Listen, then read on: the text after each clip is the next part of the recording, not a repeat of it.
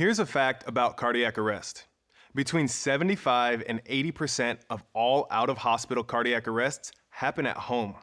So being trained to perform CPR, whatever your profession, can be the difference in saving a loved one. And we never know who a victim might be. Cardiac arrest can occur in anyone, regardless of their age or perceived health.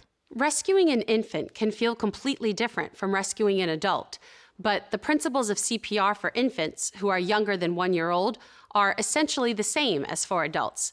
There are just a few differences, but those differences are significant. So let's take things in the same order we use for adult CPR.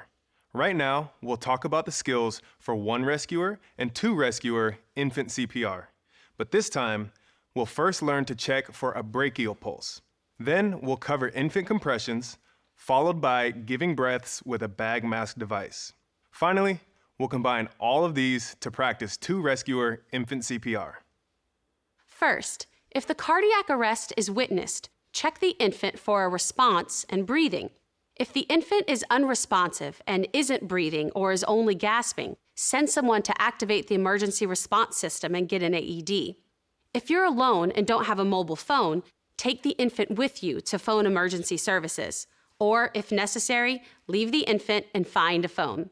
But if no one witnessed the infant's collapse and there's no response or breathing, check for a brachial pulse immediately. If you do not detect a pulse, perform 2 minutes of compressions and breathing before activating emergency response, if it hasn't already been activated. If an infant has an adequate pulse but isn't breathing normally, rescue breaths may be required. Deliver 1 breath every 2 to 3 seconds, which is about 20 to 30 breaths per minute.